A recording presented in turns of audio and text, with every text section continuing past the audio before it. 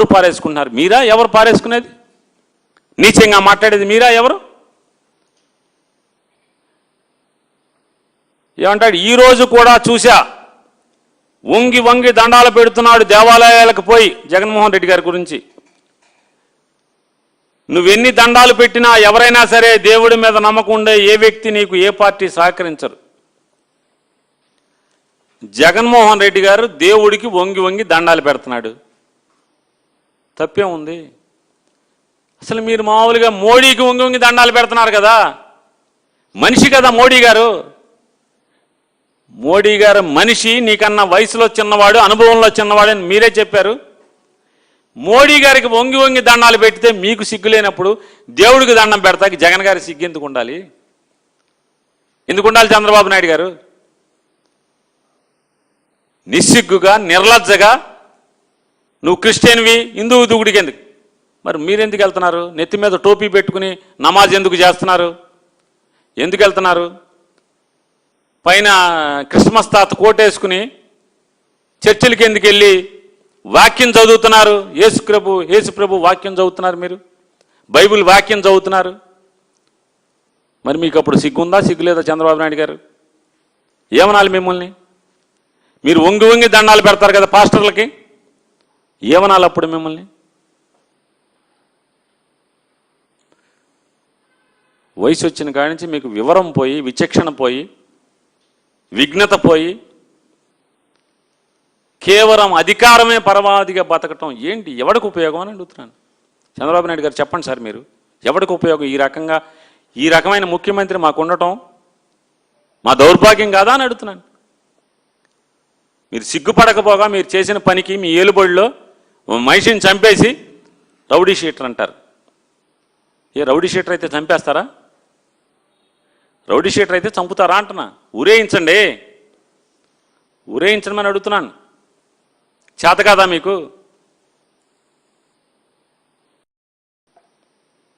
ఈ విచారణ ఇవాళ ఎంత డొల్ల విచారణ అంటే, ఇవాళ జరిగినటువంటి నారా చంద్రబాబు నాయుడు గారి ప్రభుత్వం చే నియమించబడినటువంటి ఒక ఐజీ గారి నేతృత్వంలో 2 ఎస్పీలు, ఒక అడిషనల్ ఎస్పీ గారు, ఈ 4 నేతృత్వంలో నడిచినటువంటి ఈ సిట్టు ఎంత డొల్ల, ఎంత దారుణమైనటువంటి ఇన్వెస్టిగేషన్ అంటే, ఆఖరికి ఒక హోంగార్డ్కి స్వేచ్ఛ ఇచ్చి నువ్వు ఇన్వెస్టిగేషన్ చేయమంటే ఆ హోంగార్డ్ కూడా ఇంత అసహ్యంగా చేయడు. ఎవడో కూడా.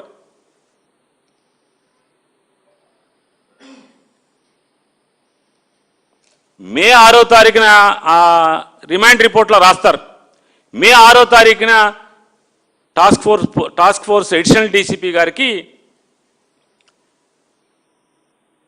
పాత కృష్ణలంక సిఐ, అప్పటి కృష్ణలంక సిఐ నాగరాజు గారు రిక్వెస్ట్ ఇచ్చారంట, రిటర్న్ రిక్విజిషన్. ఏమని?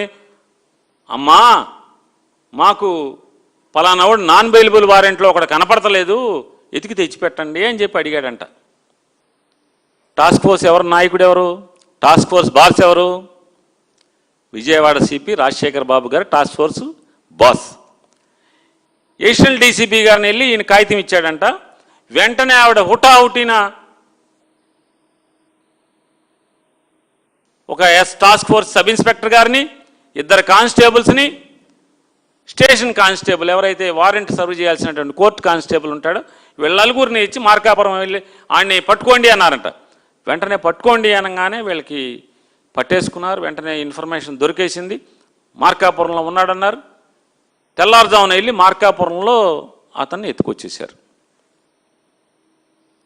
మార్కాపురం నుంచి తీసుకొచ్చారు. తప్పే లేదు, పోలీస్ చేయాల్సింది అదే, అక్కడికి తప్పు లేదు. కాకపోతే ఇక్కడ ఇన్వెస్టిగేషన్లో ఎక్కడా కూడా సిపి గారి ఊసు కానీ, పాత్ర కానీ, నాలెడ్జ్ కానీ ఉన్నట్టు కానీ ఎక్కడా కూడా పేరు కానీ రాయకపోవటం అనేది దుర్మార్గం అంటున్నాను. ఈ ఇన్వెస్టిగేషన్ యొక్క దుర్మార్గం అది. సరే, 24 గంటలలోపు కనుక కోర్టుకు రిమాండ్ చేస్తే లోకల్ ట్రాన్సిట్ వారెంట్ తీసుకోవాల్సిన పని లేదు, లోకల్ మ్యాజిస్ట్రేట్ గారి దగ్గర ప్రొడ్యూస్ చేయాల్సిన పని లేదు. ఎందుకంటే 24 గంటల దూరం జర్నీ ఉంటే కనుక ఖచ్చితంగా సుప్రీంకోర్టు లేకపోతే ఏపీ పోలీస్ మాన్యువల్ ఎన్నిటి ప్రకారం ఖచ్చితంగా అక్కడ ఉన్నటువంటి స్థానిక మ్యాజిస్ట్రేట్ గారి దగ్గర ప్రొడ్యూస్ చేసి ట్రాన్సిట్ వారెంట్ తీసుకుని తెచ్చుకోవాలి. ఎందుకని 24 గంటలలోపు ముద్దాయిని అరెస్ట్ చేసిన 24 గంటలలోపు సేమ్ స్టేట్ కాబట్టి తీసుకొచ్చి కోర్టులో ప్రొడ్యూస్ చేయాలి. ఎందుకు వెళ్ళారు అక్కడికి? టాస్క్ ఫోర్సును స్టేషన్ కృష్ణలంక పోలీస్ స్టేషన్ యొక్క కోర్టు కానిస్టేబుల్ కలిసి ఎందుకు వెళ్ళారు? సిఐ గారి ఆదేశాల మేరకు, సిఐ గారి కోరిక మేరకు ఎందుకు వెళ్ళారు? పెండింగ్లో ఉన్నటువంటి మ్యాజిస్ట్రేట్ గారు ఇచ్చినటువంటి, 2 మ్యాజిస్ట్రేట్లు ఇచ్చినటువంటి నాన్ బెయిలబుల్ వారెంట్లు ఎగ్జిక్యూట్ చేయటానికి వెళ్ళారు. అంటే ఏంటి?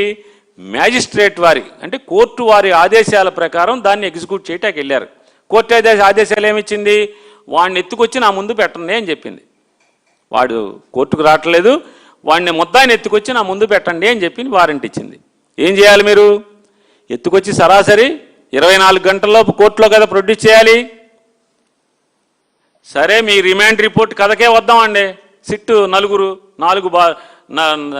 ఏమంటారు మరి, 4 దిక్కుపాలకులు, మీ 4 దిక్కుపాలకులు అమోఘమైనటువంటి విచారణ చేసి ఇచ్చారు కదా మీరు.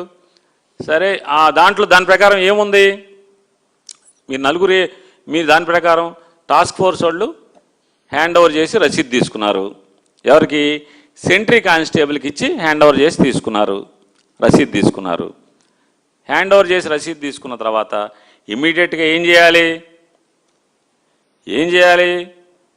ఏసీపీకి, డీసీపీకి, సిపికి వీళ్ళు రిపోర్ట్ చేయాలి కదా. రిపోర్ట్ చేశారా లేదా? మీరు రిమాండ్ రిపోర్ట్లో విచారించినట్టుగా ఎందుకు రాయలేదు? ఎందుకు విచారించలేదు? డిఎస్పీని విచారించారా అంటే, డిఎస్పీ అంటే ఏసీపీ, విజయవాడ భాషలో ఏసీపీ, కృష్ణలంక పోలీస్ స్టేషన్ పరిధికి వచ్చేటువంటి ఏసీపీ గారిని మీరు ఎందుకు విచారించలేదు? వారి సూపర్వైజరీ ఉద్యోగం చేస్తున్నారా, చేయట్లేదా? ఆ ఏసీపీ గారికి ఎన్ని పోలీస్ స్టేషన్లు ఉన్నాయి? వారు తరచుగా వాటిని ఇన్స్పెక్ట్ చేస్తున్నారా లేదా? రోజు టెలికాన్ఫరెన్సో, సెట్ కాన్ఫరెన్సో చేస్తున్నారా లేదా? సిపి గారు చేయాలి కదా కంపల్సరీ. పోలీస్ మాన్యువలే కదా అది. మీ డ్యూటీ బౌండ్ కదా అది, మీ బౌండెడ్ డ్యూటీ కదా. రోజు నేర సమాచారం గురించి కానీ లేదా situational report, daily situational report కానీ మొత్తం తీసుకోవాలి కదా సిపి గారు.